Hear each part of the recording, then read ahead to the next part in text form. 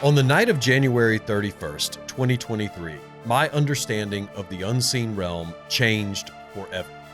Katie and I on that night tucked our kids in. We watched our evening show just like every other night, and then we went to bed. I tend to fall asleep very quickly into a deep sleep, while Katie is the opposite, and it can take her hours to fall asleep, and even then, she can be awakened by the smallest noise or shift in the bedroom. But because I sleep so deeply, I tend to dream a good bit. I dream almost every night. It's a phenomenon that is quite familiar to me. If everything works out on a given night, I can even enter into lucid dreams where I can control what I say and what I do within the dream. So often, when I experience a nightmare, rather than being afraid of it, I can go back into the dream and conquer whatever was frightening me. There's even this element of which it's kind of fun for me to deal with my midnight foes in such a way. But on this particular night, in January, I had an encounter unlike anything I'd experienced before. Really, I should say Katie and I had an encounter because she was very much a part of this. There was no fun and games, only fear and terror. The dream I had that night began with a call from my grandmother, who lives in Knightdale, North Carolina. We call her Cadillac because she's driven a Cadillac since we can remember. Her computer was acting up, and she asked if I could come to her home in the South Raleigh country to look at it. When I arrived at Walkabout Creek, which is what they call their little 50-acre ranch, because there's this small creek that runs through the middle of it, I walked up to the old wooden steps to the front porch and then into the house. And just to the right is the kitchen, as soon as you walk in the door, where they keep their computer in a little nook by the pantry. It's like a little built-in, desk area. And there's a big wooden meat block in the middle of the kitchen, which serves as an old school kitchen island and separates the pantry and computer nook side of the kitchen from the sink and the stove. So I walked into the kitchen, and guess who's there with my grandmother? You guessed it. You really did. John MacArthur and his wife. John is standing in the kitchen with my grandmother, John MacArthur. He's wearing this Eastery plaid button-up shirt with bright blues and pinks and greens, and his wife is in a gray dress. I looked it up after, and the woman in the dream actually looks nothing like his wife, but in the dream, I knew that's who she was. And I don't remember what they were saying, but I knew they were mocking me over something. Well, they went outside, never to be seen again in the dream, and I got to work on the computer that was under the built-in desk. So I had to get down on my knees to get to the PC, and I was reaching back towards the wall, and as I was doing that, I heard this loud, I don't know how to explain it, this loud portal/dimensional hum that was coming from behind me.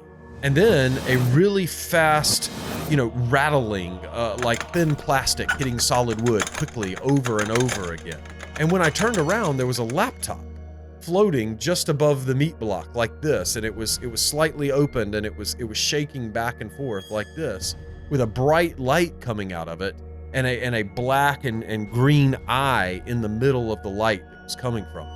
And it was yelling at me in this really dark voice. In my dream, I knew it was pure evil.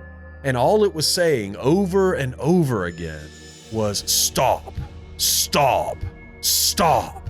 And in the dream, I was absolutely terrified. And I knew I was dreaming, but I couldn't wake up, and I was trying to cry out, but nothing was coming out of my mouth. I didn't know what it wanted me to stop. I still don't. But the implication within the dream was that if I didn't stop, it would hurt my children. At this point, outside the dream, I had woken Katie up, and she was shaking me out of the dream. I finally awoke. I was covered in sweat from head to toe. I was still trying to scream, but nothing was able to escape my lips but this just really awkward, throatal moan. And normally, this is the part where I would have recognized I was only dreaming, and I would have gone back to sleep to slay the laptop with the evil eye. But whatever my fear was that night in that dream, it was instantly multiplied tenfold as Katie and I lay there in the dark. Chill bumps were covering both of us, and there was this strong sense that something was in the room. We couldn't see it, but we knew it was there. We could just feel the weight of its presence. We even understood where it was in the room. And then the door creaked open a couple of inches, and Shelby, our black lab mix, went absolutely nuts. Not just barking. I mean, she was barking, but she was growling, and you could tell she was in full defense mode. And so we stayed awake for a long time after that. We prayed, but the presence did not immediately leave. I remember being terrified. I remember praying, and I remember not really knowing what to do because the situation was completely unprecedented for my paradigm on spiritual warfare. And I don't remember falling asleep, but I know at some point we did. And I know I woke up the next morning and immediately called my dear friend Grant Forrester, and him and I had a conversation about everything that had transpired that night. Over the next month, several other encounters like this occurred within our church body. And this was without anyone knowing what happened with us except the Forresters. We didn't want to alert anyone.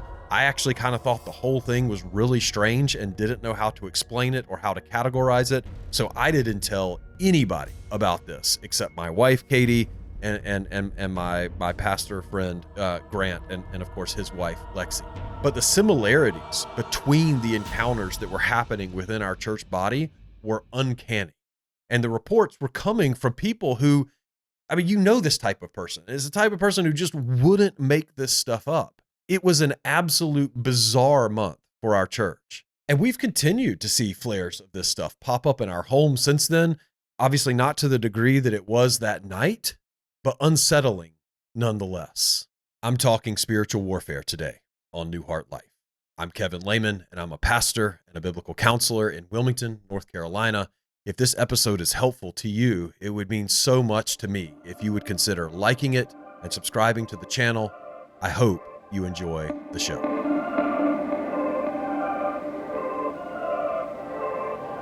I open with this story because as I begin this series on spiritual warfare, I wanted you to know that 2 years ago, I would have approached this in a completely different way. And another 2 years before that, I would have been even more different and materialistic in my approach. 4 years ago, I wouldn't have believed a word I just said. Genuinely, I would not have believed a word I just said. I would have assumed that the person that I was talking to was seeing things or had taken some kind of medication, or that there was some kind of physical phenomenon that brought about what they think that they saw in that experience. But spiritual warfare is kind of like the topic of sex in the church. You know, no one ever talks about it. So no one really knows what to believe about it or how to handle it. Some people take it too far. Some people don't take it far enough. And that leads to so much bad theology or lack of theology surrounding the issue. The point is not that everyone should have an experience like the one I just described, or that everyone will. The point is not that there is anything particularly special about me that brought this on. To this day, we still don't know what exactly it was that this thing in the laptop wanted me to stop. The point is certainly not that anyone should go looking for an encounter like this. I cannot stress that enough. The point is that there is another realm at war with ours. This isn't fantasy. This isn't fiction. These aren't ghost stories or campfire horror stories.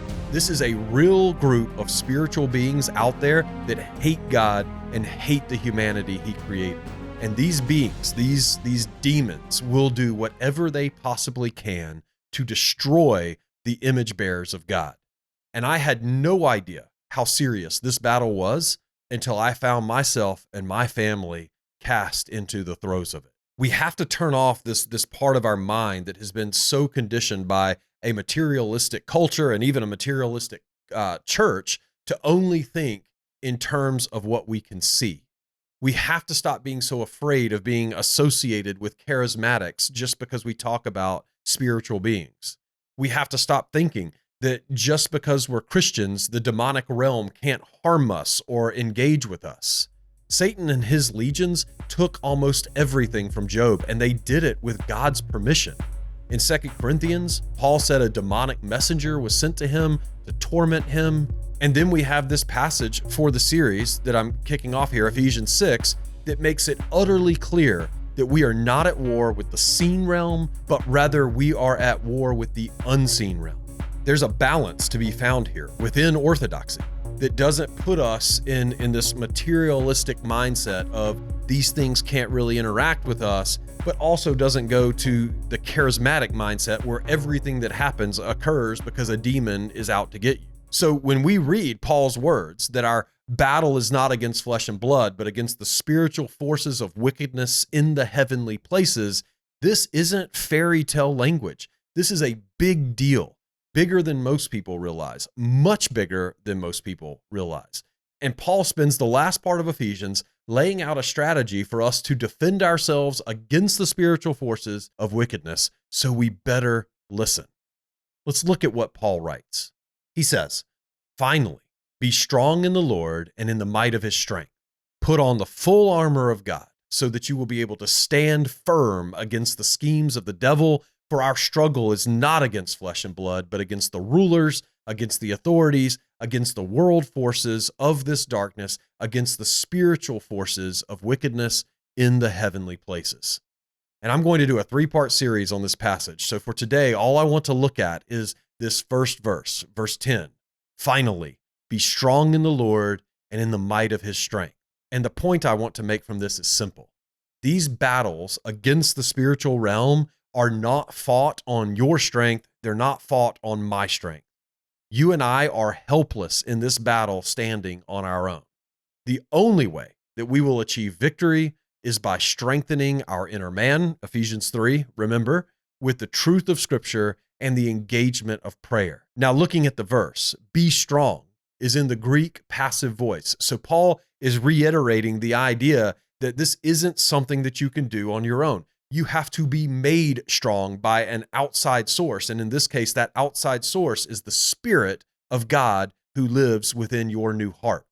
The source of the strength is not your brain power or your physical power, but rather in the Lord, as he says here. And he says we do this in the Lord's might of his strength.